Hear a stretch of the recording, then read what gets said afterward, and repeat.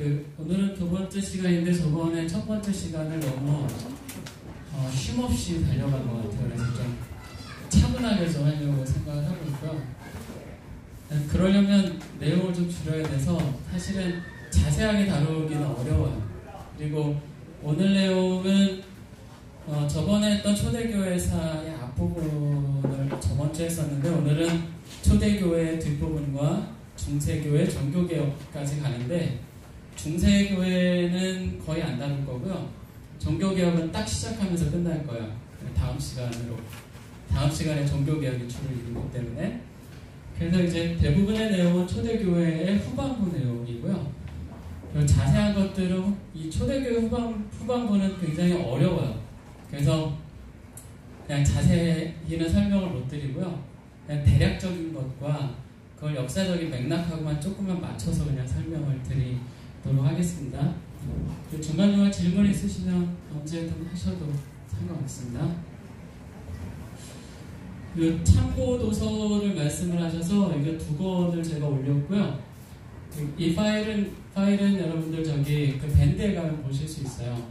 그래서 2권 중에 한 권만 읽고 싶다 그러면 오른쪽으로 읽으시면 됩니다. 오른쪽이 좀 더 쉽고요. 왼쪽은 좀 더 어려운 내용입니다. 그래서 이게 초대교회의 내용이고, 그 다음에 종교개혁 이후 내용이고요. 근데 사실 강의 내용의 대부분은 이 책에 없는 내용들이 많이 있어서, 그러니까 책이 한두 권으로 이게 되는 게 아니라, 사실 다 하려면 6권, 10권 이렇게 읽어야지 다 이제 가능한 내용이죠. 읽고 싶으신 분들은 이거 읽으셔도 되고, 안 읽으셔도 전혀 상관없습니다. 이번 시간에 이제 초대교회에서 후반부 내용을 주로 다룰 거고요. 그 다음에 다음 주는 저희가 추석이라서 쉬고요. 그 다음 주에는 저희가 우리의 위치라는 여기를 다루고 다시 역사로 돌아가도록 하겠습니다. 순서는. 자, 저번 시간에 제가 이제 말씀드렸던 부분이 초대교회에 여러 교회들이 형성되는 과정을 이야기를 했습니다. 그래서 이거는 사실은 예수님 돌아가시고 나서 30년, 그러니까 60년, AD 60년에서부터 100년, 요 정도 사이의 교회들이고요. 잘 아시겠지만 예루살렘 교회가 있었고요. 여기는 예수님의 동생인 야고보가 그 당회장이었고요. 그 다음에 안디옥 교회가 있었고, 사도 바울과 바나바가 사역했었고요. 그리고 여기가 세계 선교의 전초기지고, 여기서부터 1, 2, 3차 전도 여행이 시작이 돼서 전 세계 선교는 사실 이 교회에서 시작됐다고 볼 수가 있고요. 그 다음에 2차 선교 여행의 중심지였던 고린도 교회, 여기는 아볼로가 이제 결국은 지도자가 되고요. 3차 전도 여행에서는 에베소 교회가 중심 교회가 되고요. 여기는 디모데가 이제 그 중심 지도자가 됩니다. 그 다음 로마 교회는 베드로와 바울이 나중에 이제 섬기게 되고요. 알렉산드리아 교회는 마가가 이제 세운 교회라고 할 수가 있습니다. 그래서 여기서 보면, 마가는, 그러니까 디모데하고 마가가 있는데, 그러니까 사도 바울이 성경에서 내 아들이라고 표현했던 사람이 있어요. 그게 디모데죠. 그러니까 디모데에게는 에베소 교회를 맡기고요. 베드로가 내 아들이라고 얘기했던 사람이 있어요. 그게 마가거든요. 그래서 이 마가가 중요한 게, 여러분들 성경에서 보면 복음서가 4개가 있는데 마태, 마가, 누가, 요한이 있잖아요. 마태, 누가, 요한은 뭐를 참고로 해서 쓰냐면 마가복음을 참고로 해서 써요. 근데 생각을 해보시면 마가는 사도가 아닌데 마태, 누가, 요한은 다 12사도거든요. 근데 12사도 3명이 사도가 아닌 마가가 쓴 복음서를 기반으로 해서 그 복음서를 써요. 그러니까 이상하죠. 마가복음이 제일 먼저 쓰였고, 근데 왜 그렇게 되냐면 베드로가 자기 아들이라고 했던 사람이 마가고, 마가가 복음을 썼지만 사실은 그거는 베드로가 쓴 거다라고 다 12사도가 인정을 했어요. 그러니까 사실은 마가복음은 베드로 복음이에요. 근데 베드로가 글을 잘 못 쓰기 때문에 그거를 누구한테, 그러니까 대피를 시킨 거예요. 마가한테 대피를 시킨 거거든요. 사실은 그렇기 때문에 마태, 누가, 요한이 마가복음을 보고서 복음서를 써요. 그런 역사가 있고요. 그러니까 초대교회는 베드로와 바울과 그 제자들에 의해서 형성이 되죠. 자, 여기가 이제 저번 시간까지였고요. 이제 초대교회 얘기를 하려면 이제 두 가지 얘기를 해야 되는데, 첫째는 박해, 두 번째는 이단, 두 얘기를 해야 됩니다. 그래서 자, 박해 부분을 우리가 한번 얘기를 해보면, 박해가 이제 그러니까 로마 제국에서 박해가 시작이 되는데, 이게 당연한 거예요. 왜 그러냐면, 그리스도인들은 왕이 있다고 했어요. 근데 로마에는 황제가 있잖아요. 황제가 있는데 어떻게 또 다른 왕이 있을 수 있느냐? 그러니까 당연히 박해가 시작됐고요. 네로 황제 시대부터 이제 본격적으로 박해가 시작되는데, 이때 베드로하고 바울이 순교했다라고 생각을 해요. AD 한 64년경 이때 이제 로마에 더 화제가 있었고, 그거는 기독교인들 때문에 그렇게 됐다. 그래서 네로가 기독교인들을 잡아서 막 죽여요. 그 와중에 베드로와 바울이 순교했다고 생각을 하고요. 베드로의 무덤이 있는 그 자리 위에 세워진 교회가 베드로 대성전이에요. 그러니까 베드로 대성전이 지금의 바티칸이죠, 그죠? 그리고 현재 교황이 있는 곳이에요, 그죠? 그러니까 현재 교황이 있는 이곳에 지하에 가면 베드로의 무덤이 있고 역대 교황들의 무덤이 다 있어요. 그 다음에 사도 바울의 순교지에도 당연히 교회가 세워져 있고요. 그 후에도 굉장히 많은 박해들이 이제 쭉 이어져요. 근데 여러 황제들이 이제 박해를 쭉 하게 되는데, 많은 사람들이 순교를 하고, 근데 엄청나게 박해가 가해지는데도 불구하고 기독교인들이 계속 늘어나요. 그러니까 그 이유는 이제 몇 가지가 있는데, 첫 번째는 그러니까 원형 경기장 안에서 그리스도인들을 잡아다가 놓고서 사자를 집어넣잖아요. 사자들이 기독교인들 막 죽여요. 근데 이제 여자와 남자가 막 뒤섞여 있으면 남자들이 여자들을 보호하면서 끌어안고 남자가 먼저 죽고, 물론 여자들도 같이 다 죽죠. 근데 그거를 이제 로마의 귀족과 다양한 사람들이 그걸 원형 경기장에서 지켜보잖아요. 그럼 로마의 이제 귀부인들이 그걸 보고서 너무 감동을 받은 거예요. 왜 그러냐면 로마의 문화에는 여자를 그렇게 지킨다라는 개념이 없는 거예요. 그러니까 어떻게 기독교인들은 그렇게 여자를 지킬 수 있을까? 이런 것들. 그다음에 그 당시에는 이제 노예 같은 경우는 기본적으로 이제 걸어다니는 가구다 이렇게 생각을 했어요. 그래서 가구는 망가지면 버리는 거잖아요. 그러니까 다친 노예는 그냥 버리는 거예요. 그게 이제 상식적인 건데, 기독교인들은 다친 노예를 데려다가 고쳐주고 그 사람들을 형제라고 이야기를 하고, 우리는 다 하나고 같은 사람이고 이렇게 이야기를 하는 거예요. 그러니까 그 당시 초대교회는 노예 해방, 여성 인권, 그 다음에 다양한 사회 속에서의 사회 운동들의 일종의 선봉에 있었어요. 그러니까 그런 것들이 아예 없었던 시절에 그거를 실제 삶으로 보여주고 사랑으로 보여줬던 교회가 초대교회인 거예요. 그러니까 사실은 그것들을 이제 삶으로 지켜봤던 사람들이, 그걸 지켜본 노예들은 당연히 내가 기독교를 믿어야겠다 생각할 거고, 그걸 지켜봤던 여자들은 내가 기독교를 믿어야지 생각을 할 거예요. 그래서 그 양 계층에서부터 기독교인이 확 증가를 하기 시작을 해요. 그러니까 여성 계층, 노예 계층. 그러니까 이쪽으로 해서 기독교가 쭉 퍼져가거든요. 그러니까 기독교인들이 그런 삶을 살았기 때문에 이제 그런 쪽으로 이제 기독교가 좀 확장이 돼가요. 그러니까 아무리 박해를 해도 기독교인이 계속해서 늘어나는 거예요. 그러니까 그런 상황이었고요. 근데 그런 와중에 이제 콘스탄티누스라는 황제가 등장을 하는데, 이 사람이 이제 312년에 막센티우스 장군하고 이제 전쟁을 해요. 이게 로마 패권을 이제 다투는 이제 거의 마지막은 아니지만 가장 핵심적인 전투인데, 이때 이제 콘스탄티누스가 이제 잠에서 꿈을 꾸는데 꿈에 십자가를 방패에 새기면 이길 거다 이런 이제 꿈을 꿔요. 그래서 전쟁을 하기 전에 방패마다 다 십자가를 새겨요. 그러고 나서 결국 승리를 하거든요. 그래서 콘스탄티누스가 뭘 하게 되냐면 밀라노 칙령이라는 걸 발표를 하는데, 이건 뭐냐면 기독교를 이제 더 이상 박해하지 않겠다. 그러니까 종교를 인정하겠다 이거야. 자, 그래서 콘스탄티누스가 종교의 자유를 인정한 것이 밀라노 칙령이고요. 거기서부터 한 70년 지나면 테오도시우스라는 황제가 있어요. 이 황제는 자기가 병에 걸렸었는데 기도를 하고 나았어요. 그래서 뭘 하냐면 기독교를 국교로 만들어버려요.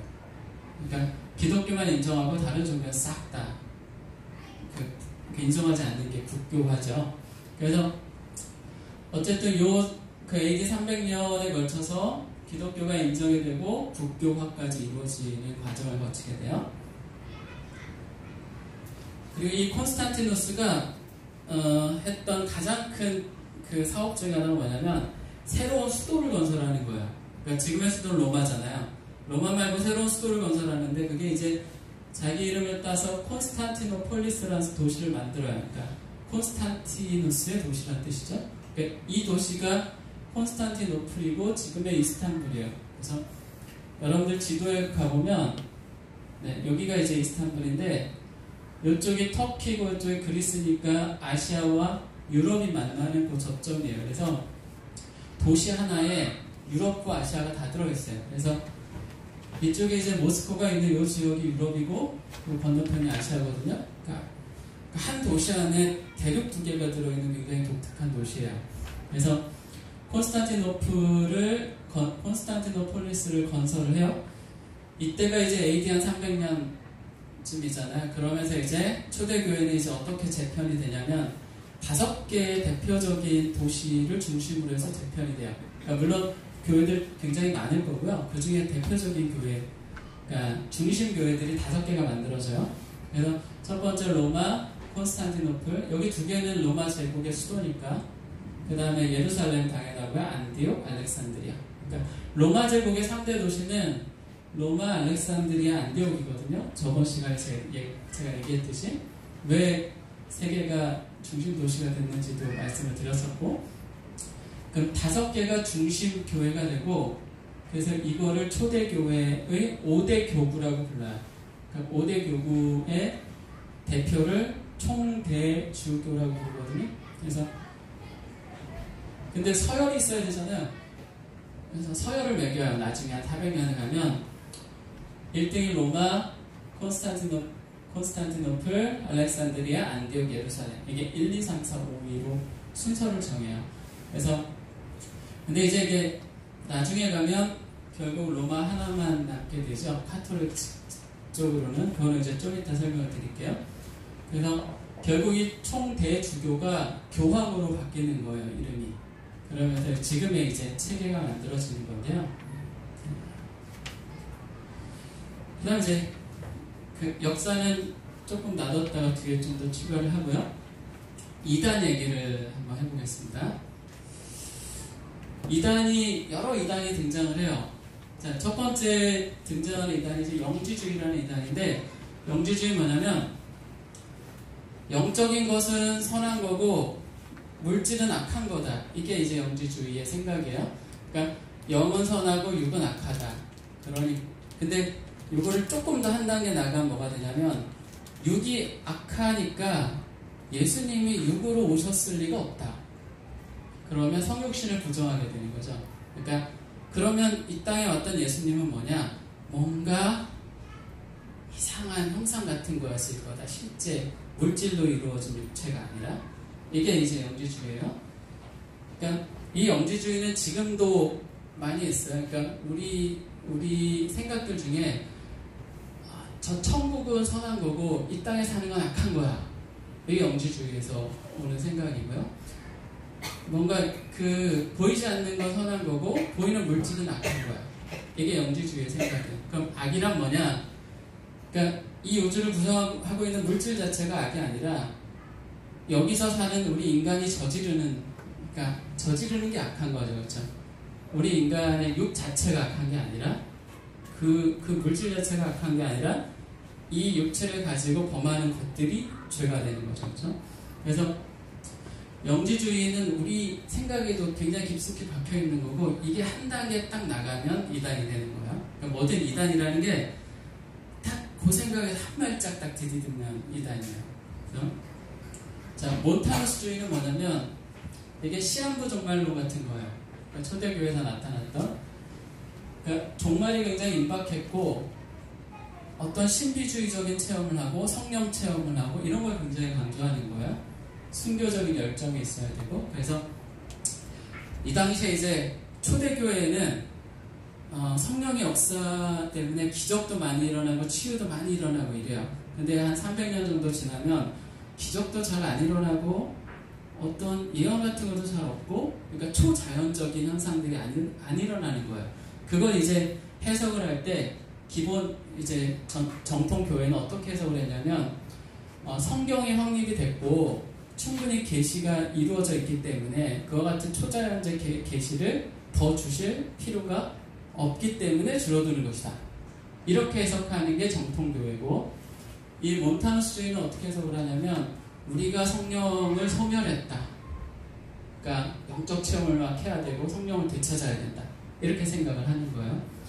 이것도 사실은 저희 안에 많이 있고, 이제 이게 개신교로 오면 어느 쪽이 이걸 많이 받게 되냐면 오순절주의나 뭐 이런 쪽이 많이 받게 되죠. 극단적으로 시한부 종말론도 이 정신을 계승을 하죠. 그러니까 이것도 사실은 우리가 성령에 민감하고 성령에 늘 충만해서 살아야 된다라는 것을 우리가 인정을 하지만 거기서 한 발짝을 더 나가면 이단이에요.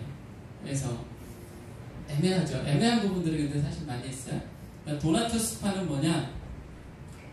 초대교회 박해가 주어지니까 박해 때문에 배교한 사람들이 있잖아요. 그럼 배교한 사람들을 받아들일 거냐 말 거냐를 가지고 논쟁이 붙어요. 그래서 도나투스파는 배교한 사람들은 절대 받아들이면 안 된다. 그 사람들은 이미 구원을 잃어버린 사람들이다. 이렇게 생각을 하고, 진짜 신자는 순교자가 돼야 되고 정말 깨끗해야 되고 완전 무결해야 된다. 그래서 도나투스파를 다른 말로 순교자의 교회라고, 그러니까 때묻지 않은 순교자의 교회라고 이름을 붙여요. 주로 어디에 있었냐면 이 교회들은 북아프리카 지역, 그러니까 알렉산드리아에서 쭉 펼쳐지는 북아프리카 지역 교회들이, 그러니까 이쪽 지역 교회들이 이런 성격을 많이 가지고 있었어요. 근데 이 도나투스파도 저희가 보면 되게 그럴듯해 보이잖아요. 근데 이 도나투스파는 나중에 한 8세기 정도 가면 이쪽 지역을 이슬람이 점령을 하고 이 도나투스파 기독교인들은 전부 다 이슬람으로 개종해요.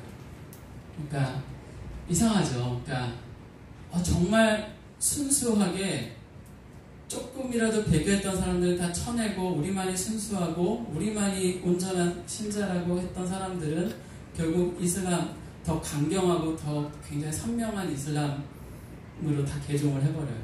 그러니까 여기서 쭉 보면 이제 어떤 생각이 드냐면 그러면 도대체 우리는 어떻게 해야 되느냐? 이것도 아니고 이것도 아니고 이것도 아니고 다 이단으로 다 이제 결국은 다 갔는데 우리는 어때야 되냐? 그래서 저는 이제 이렇게 생각을 하는데, 우리가 우리의 삶과 행동에서는 순결하고 사랑이 넘치고 깨끗하고 하나님의 말씀대로 살아야 되지만 우리의 생각과 정신은 굉장히 포용적이어야 된다. 그렇지 않으면 이 하나하나의 문제들을 사실 돌파해갈 수 없다.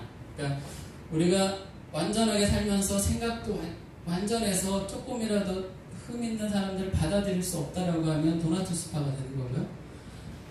그러니까 우리가 생각은 폭넓게 가지면서 다양한 신앙적 색깔이 있을 수 있고 내 신앙만이 옳은 것이 아니고 다양한 사람들이 다양한 경험을 할 수 있다는 것을 폭넓게 우리가 받아들이면서 우리의 삶은 하나님의 말씀과 하나님의 사랑 앞에 철저하게 순결하려고 노력하는 것, 이런 자세여야지 사실은 이런 문제들을 다 문제없이 넘어갈 수 있는 거고, 사실 그게 잘 안 되면 어느 순간 딱 발을 한 번 디디면 그러니까 정통교회에서 벗어나는 이단으로 빠지는 길이 되는 거고요. 그 다음에 또 하나 복잡한 게 이제 인성 논쟁이거든요. 여기 좀 더 복잡한데, 뭐 이름은 아리우스, 아타나시우스, 네스토리우스 이런 사람들이 있는데 여기는 이제 이렇게 설명을 드릴게요. 그냥 어떤 사람들은 예수님의 인성을 강조했어요. 그러니까 예수님이 인간인 걸 좀 강조를 했고, 어떤 사람은 예수님이 하나님인 걸 강조를 했어요. 근데 예수님이 하나님인 걸 강조에 치우친 사람, 예수님이 인간인 거에 치우친 사람, 여러 파가 있을 수 있잖아요. 다 이단으로 정제가 됐어요. 그럼 뭐만 살아남았냐? 예수님은 완전한 하나님이면서 완전한 인간이어야 된다. 그러면 질문을 던질 수 있잖아요. 어떻게 완전한 하나님이면서 완전한 인간일 수 있느냐? 이런 질문을 할 수가 있잖아요. 그럼 그거에 대한 답은 몰라요. 이렇게 답해야 이게 정통이에요. 그러니까 예수님이 신성과 인성을 온전하게 가지는데 어떻게 그럴 수 있느냐? 모르는 거예요. 그건 신비로운 거고, 우리가 인간의 머리로 이해할 수 없는 어떤 영역이다. 이렇게 우리가 딱 그 문제를 제껴야지만 이단에서 벗어날 수가 있어요. 그렇지 않고 그거를 파고 들어가면 어느 한쪽으로 기울게 돼 있어요. 자, 대표적으로 네스토리오스주의를 보면, 네스토리오스주의는 예수님의 인성을 강조를 했어요. 그래서 어떤 결과가 생기냐면, 카톨릭은 약간 예수님의 정통 교회는 약간 예수님의 신성을 좀 강조하는 경향을 가져요. 근데 신성을 강조하면 무슨 문제가 발생하냐면, 예수님이 하나님이잖아요. 그럼 예수님을 낳은 마리아는 하나님을 낳은 어머니예요. 그러니까 하나님을 낳았으니까 마리아는 특별한 존재인 거예요. 하나님을 낳았잖아요. 그러니까 마리아를 숭상하는 풍토가 생기게 돼요. 근데 네스토리우스는 그거를 싫어했어요. 그래서 예수님은 인간이고, 그러니까 인성이 있는 거고, 마리아는 인간을 낳은 어머니일 뿐이다. 하나님을 낳은 어머니가 아니라. 그렇기 때문에 마리아를 숭상하면 안 된다. 근데 이 마리아를 숭상하면 안 된다라는 요 생각이 사실 현재 개신교 생각이에요. 그러니까 사실 네스토리우스주의는 지금의 개신교주의하고 약간 비슷해요. 근데 그 당시에는 네스토리우스주의는 이단으로 정죄를 받고 교회에서 쫓겨났어요. 그러니까 시대마다 좀 애매한 게 있어요. 그러니까 사실 좀 애매해요. 애매한데 저희는 방법이 없어요. 그러니까 삼위일체, 성부, 성자, 성령이 세 분 다 하나님이고, 그 세 분 다 하나님인 세 분은 한 분이다. 어떻게 하나가 셋이 되고 셋이 하나가 될 수 있느냐? 이것도 인간의 머리로 이해할 수 없기 때문에 이건 신비로운 하나님만이 아실 수 있는 영역이고, 우리가 이해할 수 있는 영역 밖에 있다. 이렇게 놓는 게 정통이에요. 그러니까 자, 그래서 이런 복잡한 문제가 생기니까 회의를 해야 되잖아요. 그러니까 회의를 해서 이제 결정을 하는데, 여러 번의 회의를 해요. 그 중에 이제 가장 중요한 회의가 뭐냐면 칼케돈 공의회라는 거예요. 네 번째 있었던. 그리고 가장 최근에 있었던 게 1962년 제2차 바티칸 공의회가 있었어요. 그러니까 60년 전이죠. 그리고 이게 21번째 공의회예요. 그러면 2000년 교회 역사 속에서 공의회가 몇 년마다 한 번씩 있었던 거예요? 100년마다 한 번씩 있었던 거예요. 그러니까 1962년은 아마 요한 바오로 2세? 아마 이때 시대일 거고, 아마 뭐 2060년 정도 가야 한 번 또 공회가 카톨릭에 생기겠죠. 그러니까 저희가 태어나서 카톨릭에서 하는 공의회를 보는 게, 그러니까 교회 역사니까 우리의 역사하고도 연결돼 있어요. 그거를 평생 못 보는 거예요. 이제 특별한 일이 없는 이상은 이때 시작했으니까 아마 2060년까지 사시면 한 번 더 볼 수 있을 것 같고, 그래서 어쨌든 이 네 번째 칼케돈 공의회가 왜 중요하냐면, 여기서 이제 뭐를 결정을 하게 되냐면, 신성 인성 논제, 삼위일체 논제를 딱 종식해요. 그래서 삼위일체를 인정하느냐 하지 않느냐, 하나님의 신성과 인성이 온전한 것을 인정하느냐 하지 않느냐, 요 두 개를 인정하는 것을 정통교회로 받아들이고, 두 개를 인정하지 않으면 다 쳐내요. 이단으로. 그래서 지금의 그 이후에 생긴 지금의 교회들, 카톨릭은 한국에서는 천주교라고 부르죠. 카톨릭, 개신교, 동방정교 세 개를 정통 기독교라고 부르는 거예요. 세 개의 종파를.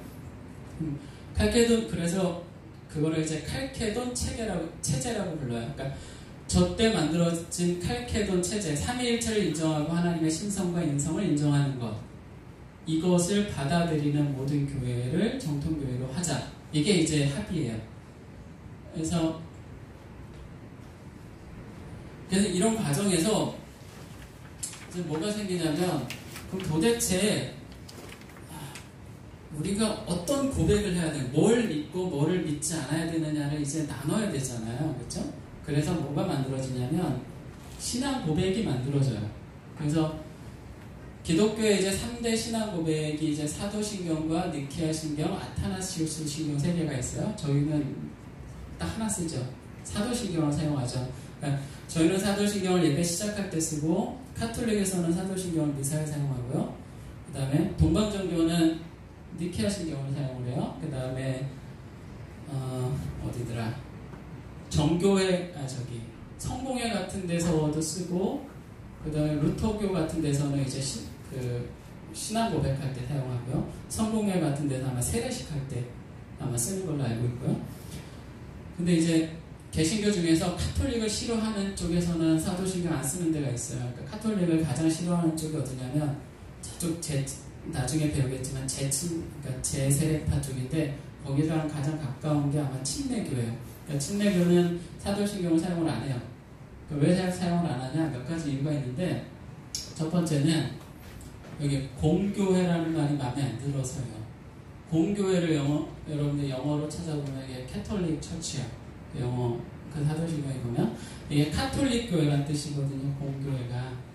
그러니까 카톨릭에서 빠져나온 개신교가 개신교 중에 극단에 있는 교파에서는 카톨릭에서 쓰는 그거를 우리는 쓸 수 없다. 그래서 사도신경을 쓰지 않아요. 또 하나를 뭐를 문제 삼냐면 자, 여기요. 본디오 빌라도에게 고난을 받아서 십자가에 돌아가셨다. 이거 문제 삼아요. 왜 그러냐면 그럼 본디오 빌라도가 고난을 준 건가? 실제로 유대인들이 준 거고, 더 확장하면 우리가 예수님에게 고난을 준 거죠. 그렇죠? 그 다음에 예수님이 하나님 우편에 앉아 계시다. 이것도 비판을 받는 부분이에요.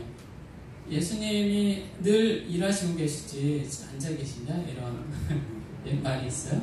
그러니까 뭐 대충 문맥은 다 이해를 하지만 그런 비판들이 있어서 어떤 교파는 사용하지 않는다. 그리고 여기서 보면 아시겠지만 한 줄이 성부 하나님에 대한 얘기고 6줄이 성자 하나님, 2줄이 성령 하나님에 대한 얘기예요. 그러니까 이 당시 얼마나 예수님에 대한 논쟁이 뜨거웠는지를 보여주는 거라고 할 수가 있고요.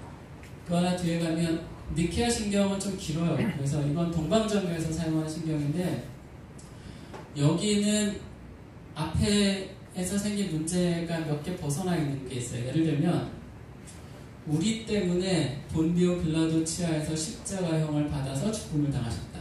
이런 우리 때문이란 말이 들어갔잖아요. 그 다음에 참 인간이 되셨다. 이런 것도 있고요.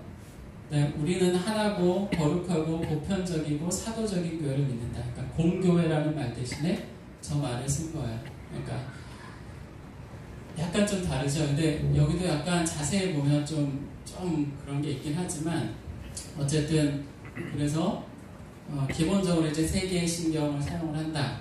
그거를 우리가 정통으로 받아들이고 이것을 가지고 우리가 신앙 고백을 할 수 있으면 그것은 정통 기독교인이다. 이렇게 받아들이면 되는 거예요.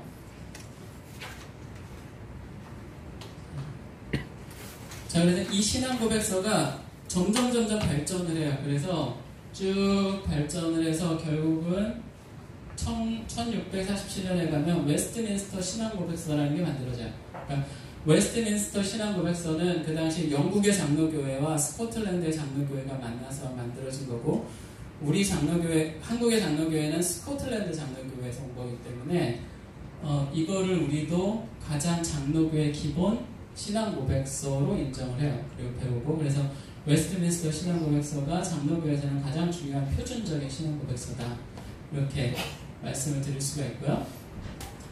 자, 그래서 이 과정을 통해서 칼케돈 공의회에서 이단과 정통을 딱 구분을 하고 여기서 빠져나온 다른 교회들은 다 이단으로 취급을 하고요.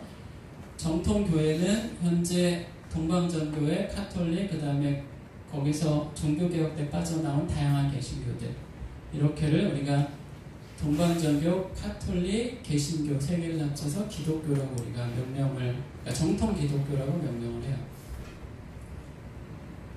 혹시 질문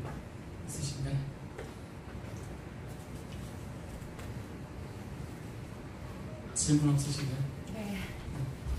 네. 저만 너무 떠드니까 이게 간혹 나른해져가지고 저도 나른해지고 막 그래서 자, 그럼 그 다음에 이제 역사 부분으로 이제 다시 가서 자 로마 제국에서 이제 기독교가 공인이 됐고 국교로 인정을 받았어요. 근데 문제는 테오도시우스 황제가 이제 죽고 나서 아들이 둘이 있는데 둘이 그 로마를 둘로 갈라서 다스려요. 근데 그것 때문에 결국 로마가 두 개로 쪼개지는 결과가 생기는데 그래서 이쪽을 동로마라고 하고 이쪽을 서로마라고 부르죠. 그렇죠?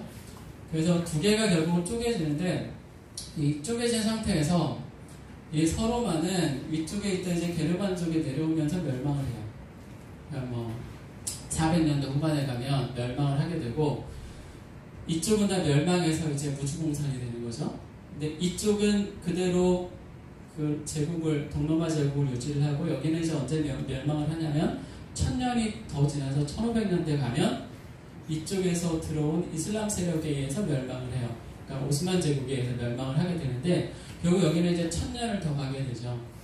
그래서 이 과정에서 어쨌든 동로마와 서로마로 교회들이 쪼개지게 되는데 저희가 앞에서 봤던 교구가 5개잖아요. 그럼 5개가 이제 쪼개지는데 이렇게 쪼개져요. 그러니까 서로마에는 로마 하나가 남고 동로마에는 4개가 포함이 되죠. 그렇죠?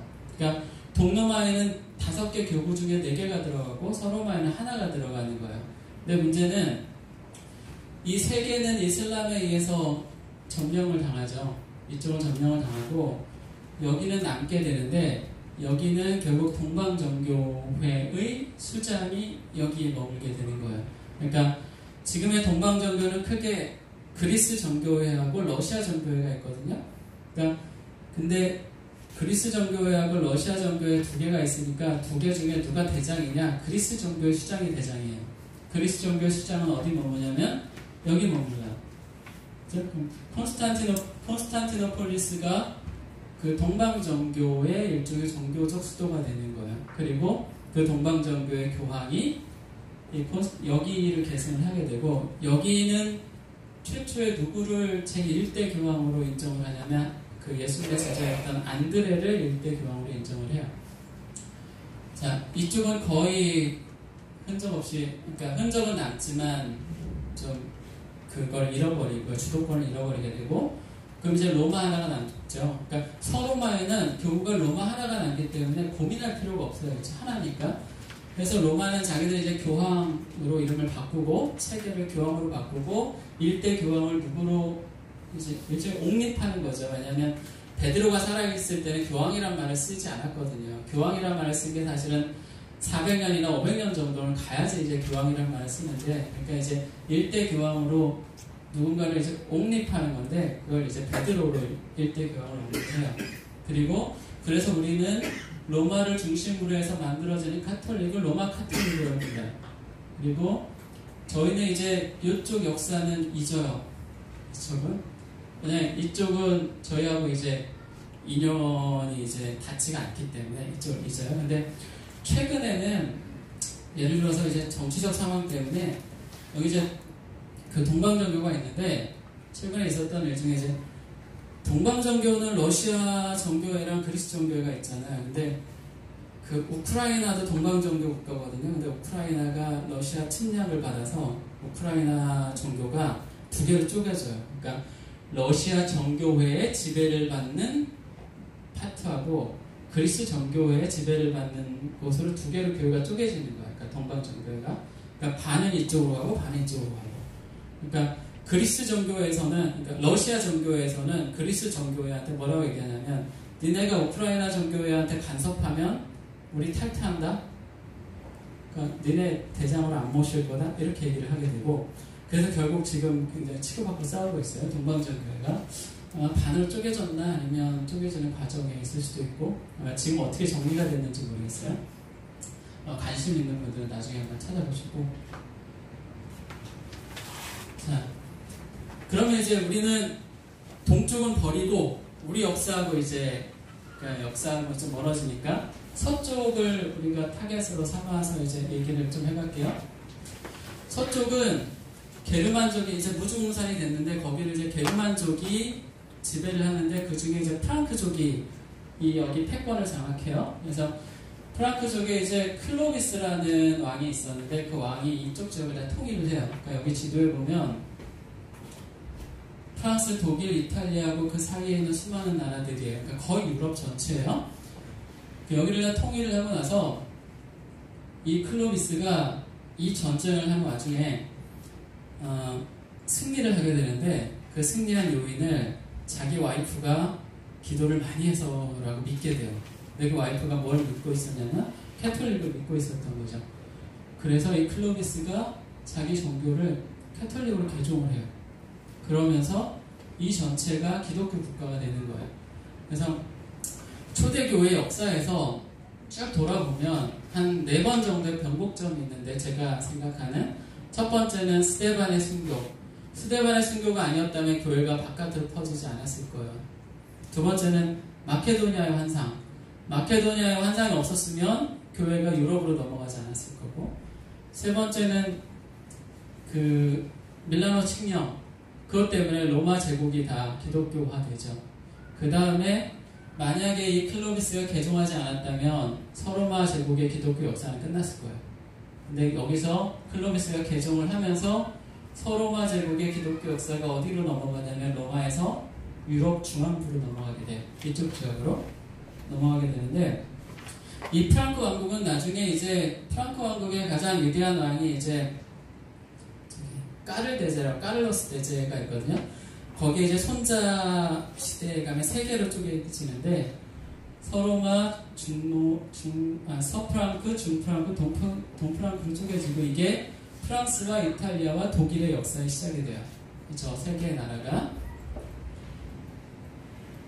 자, 그러다가 뭐 쪼개지고 막 싸우다 보니까 또 흐지부지 하다가 결국 이 지역의 패권을 누가 장악을 하냐면 여기 서프랑크 지역에 있는 오토 1세라는 왕이 이쪽 지역의 패권을 장악해요. 그래서 서프랑크하고 그 중프랑크를 통일을 하게 되거든요.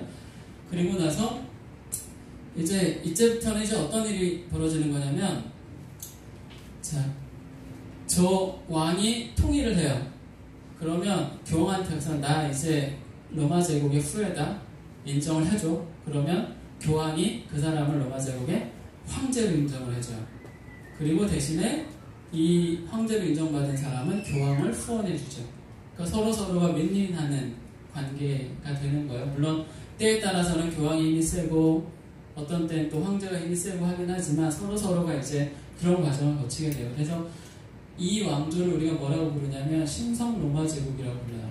그래서 신성 로마 제국이 거의 1000년 정도에 만들어져서 거의 몇백 년을 걸쳐 내려오는데, 이 신성 로마 제국이 나중에 누구한테 멸망하냐면 그러니까 서프랑크에 생겼던 나폴레옹이 여기를 치면서 신성 로마 제국이 멸망을 해요. 그러니까 나폴레옹 때문에 여기가 멸망을 하고, 그 다음 나중에 히틀러가 다시 이쪽을 또 치죠. 그죠? 그래서 이 역사를 보면 로마 제국의 군단이 전쟁을 하러 나갈 때 이제 군단기를 가지고 나가잖아요. 그러니까 로마 제국의 국가의 상징인 동물이 있어요. 혹시? 독수리. 네, 독수리죠. 그럼 현재 독수리를 상징으로 가지고 있는 나라들이 있는데 그 중에 대표적인 나라 하나. 미국이죠. 그래서 로마 제국의 상징은 독수리였고, 프랑크 제국의 상징도 독수리였고요. 신성 로마 제국의 상징도 독수리였고, 나폴레옹도 독수리를 들고 나갔고, 히틀러도 독수리 끝에다가 그 나치 마크 있잖아요.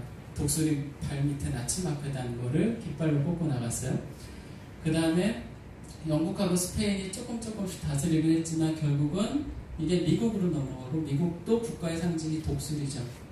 그러니까 이 서방의 역사에서 독수리가 상징하는 게 뭐냐면 제국의 역사예요. 그리고 이런 제국이 되고 싶다.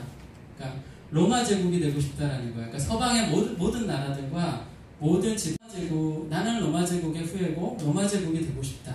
그래서 미국의 역사도 결국 우리가 로마 제국이 되고 싶다라는 거예요. 그러니까 전 세계를 다스렸던 그 로마 제국의 후예고 우리 로마 제국처럼 전 세계를 다스릴 거다.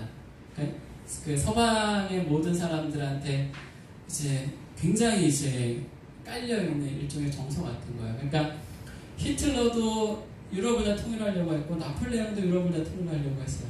그 정신이 다 남아있는 거예요. 그게 현재 남아서 뭐가 되는 거예요? EU가 되죠. 그러니까 EU의 가장 핵심적인 나라가 독일, 프랑스, 이탈리아. 그러니까 세 나라가 애초에 프랑크 왕국이었잖아요. 그렇죠? 그러니까 EU를 만들 때 그 사람들 생각에 뭐가 있었냐면 프랑크 왕국을 재건하자 이런 생각이 있었던 거예요. 그러니까 프랑크 왕국에 속하는 나라들이 독일, 이탈리아, 프랑스, 베네룩스, 벨기에, 네덜란드, 룩셈부르크, 오스트리아, 스위스 이쪽 나라들이에요. 그러니까 그 나라들을 중심으로 해서 EU가 결성이 되게 돼요. 그러니까 사실 제국의 역사라는 게 이게 면면이 흘러오는 거예요. 흘러오는 거고 그게 이제 현대의 역사에도 그대로 영향을 미쳐요. 자, 그리고 여기에서 그 신성 로마 제국에서 이제 뭐가 발생을 하냐면 면제부라는 사건이 이제 발생을 해요. 이게 이제 종교개혁으로 넘어가는 시작이잖아요. 근데 면제부라는 건 사실은 십자군 전쟁 때도 있었어요. 11세기경에 십자군 전쟁 때는 이제 돈이 많이 필요하잖아요. 그러니까 돈 좀 내 그러면 죄가 좀 사해질 거야. 근데 15세기에 가면 무슨 일을 하게 되냐면 교황이 그 베드로 성전을 그 재건을 해야 하는 상황이 발생했어요. 돈이 많이 필요하죠. 그러니까 교황이 또 돈도 엄청 썼고 돈이 많이 필요한데 니네 성전 지어야 되니까 돈 내라. 그럼 니네 그 죄가 좀 많이 탕감이 될 거야. 이렇게 얘기를 했어요. 근데 이게 뭐랑 똑같냐면 우리가 성전 짓는데 돈 많이 내면 은혜를 받을 거야. 이거랑 똑같은 거예요. 면제부라는 게. 근데 여기서 이제 무슨 문제가 발생하냐면 이 신성 로마 제국 쪽에서 이 면제부를 판매하는 책임자가 테첼이라는 사람이 있었는데 이 테첼은 이걸 판매하다 보니까 이게 약장사들이 막 하다 보면 좀 과장을 막 하잖아요. 뭐라고 과장을 했냐면 이거 구원도 살 수 있어. 그러니까 약간 약을 막 쳐서 막 판 거예요. 그러니까 이 얘기를 들었던 루터는 굉장히 어이가 없었던 거예요. 이 얘기가 어떻게 면제부가 구원을 살 수 있는 도구가 되냐. 그래서 루터가 결국 95개조 반박문이라는 걸 만들어서 붙이게 되죠. 그러면서 종교개혁이 시작이 돼요. 그래서 근데 이 종교개혁은 사실은 루터가 이제 저런 영향도 있지만 제일 크게 기여한 거는 사실은 인쇄술의 발달이 가장 크게 기여를 하는데 저희가 사실은 직지심경이라는 게 이 구텐베르크의 그 인쇄술보다 200년이 앞서거든요. 고려 시대에 있었던 그 금속 활자. 근데 전 세계적으로는 금속 활자, 그러니까 우리는 되게 자랑스러워하지만 전 세계적으로 금속 활자를 잘 인정을 못 받아요. 왜 그걸 인정을 못 받냐면 그 금속 활자를 만들어서 어떤 역사적 영향을 미쳤느냐 이걸 판단하거든요. 근데 이 구텐베르크의 인쇄술은 무슨 영향을 미쳤냐면 이 루터가 95개조 반박문을 쓰고 나서 그거를 인쇄를 해가지고 전 유럽에 뿌리는데 2주밖에 안 걸렸어요. 그러니까 그게 인쇄술이 있었기 때문에 가능한 거고 그래서 폭발적으로 종교개혁이 시작될 수 있었던 거예요. 전 유럽에서. 그러니까 그런 역사적 배경이 있었기 때문에 구텐베르크의 인쇄술이라는 건 굉장히 역사적인 의미를 가지고 해석을 하는 거고요. 여기에서부터 이제 종교개혁의 역사가 시작이 돼요. 그래서 종교개혁은 다다음 시간에 그 뒤로 해서 개신교가 어떻게 만들어지느냐 그 과정을 좀 설명을 드릴게요. 그래서 오늘은 그 전체적인 내용은 이제 여기까지 하고요. 혹시 질문 있으신가요? 질문이 없으면 안 되는데. 아무거나 질문 혹시 한두 개만. 질문이 서로 있어야 이게 잘 들었는지 이해를 하셨는지 어느 정도를 해야지 그 수준이 맞는 거지 이게 판단이 되거든요. 네. 없으신가요? 원사님. 재밌습니다. 어떻게 이렇게 재밌게 수업을 잘 하십니까? 질문이 아닌 것 같고 없으신가요? 그럼 간단하게 차후 한 1분 정도 좀 마무리를 하면 결국은 저희가 이제 초대교회하고 중세교회는 거의 그냥 건너뛰고 역사만 밟고 이제 넘어왔는데 사실은 너무너무 이렇게 복잡한 게 많고 다양한 것도 사실 많거든요. 근데 저희가 이게 이단 문제에서 보면 저희가 이제 예수님을 어떻게 받아들이느냐 이게 사실 핵심인데 그 정통교회 교리적 관점에서 예수님을 이제 우리가 어떻게 보냐면 인간은 사실 전적으로 타락했기 때문에 인간이 구원을 받으려면 우리가 죽으면 그냥 끝나는 거예요. 우리가 죄를 지었으니까 우리가 죽으면 끝인데 하나님이 우리를 사랑하셔서 우리를 살리고 싶으신 거죠. 살리고 싶으니까 우리 대신 누군가 죽어야 되는 거예요.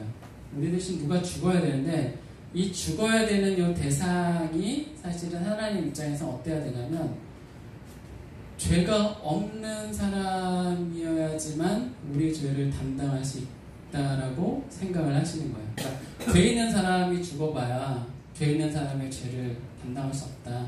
진짜 죄 없는 사람이 죽어야 우리 대신 죽어야 우리 죄를 대신 담당하는 거다. 그럼 이 조건에 맞으려면 이 세상의 모든 인간은 죄가 있기 때문에 인간이어서는 안 되는 거예요. 그러니까 이 조건에 맞으려면 하나님이어야 되는 거고 또 우리 대신해서 죽어야 되니까 우리의 모습인 인간이어야 되기도 하는 거잖아요.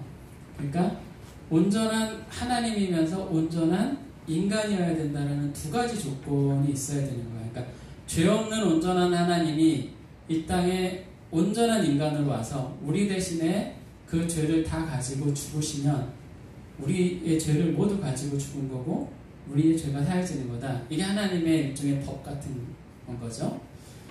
그러면 그 조건에 맞으려면 예수님은 완전한 하나님이면서 완전한 인간이어야 된다. 근데 이 어느 것도 하나 삐걱하면 완전한 구원이라는 걸 우리가 설명할 수가 없는 거예요. 그러니까 신성을 강조하거나 인성을 강조하는 것이 때에 따라서 논리적으로 맞을 수 있어요. 근데 그거의 위험성이 항상 있는 거예요. 그러니까 초대교회의 지도자들이 그걸 고민을 굉장히 많이 했겠죠. 그러니까 위험성이 있어서 인성을 강조하다 보면 신성이 무너지고 신성이 강조되다 보면 인성이 무너지는데 어느 하나라도 무너지면 우리의 구원의 법적 토대가 무너지는 거기 때문에 그걸 지키기 위해서는 그게 이제 이해가 안 됐다고 하더라도 신성과 인성을 우리가 동시에 지켜야 되는 상황이 발생을 하는 거고 그거는 우리가 우리의 이성으로 이해가 되지 않는 상황이잖아요. 그러니까 이해가 되지 않는 상황은 이해가 되지 않는 상황으로 그냥 내버려 두자. 어쩔 수 없다. 인간이 이해할 수 있는 한계는 여기까지다. 이렇게 딱 선을 긋는 거예요. 그래서 그거를 우리가 받아들이는 것이 정통 기독교 교리의 핵심이라고 할 수가 있어요. 그리고 초대교회의 역사가 결국은 그것을 어떻게 받아들이고 어떻게 확립해 가느냐 그 역사였고요. 그래서 굉장히 이제 예수님에 대한 해석에 있어서 굉장히 중요한 부분이라고 할 수가 있고요. 그 다음에 이제 종교개혁을 다루고 종교개혁이 이제 쭉 개신교를 통해서 확산돼 가면 그 중에 하나가 한국으로 들어올 거고 그럼 한국의 개신교가 시작이 되겠죠. 그 부분을 이제 쭉 다뤄가도록 하겠습니다. 자, 질문이 없으시면 기도하고 마치겠습니다.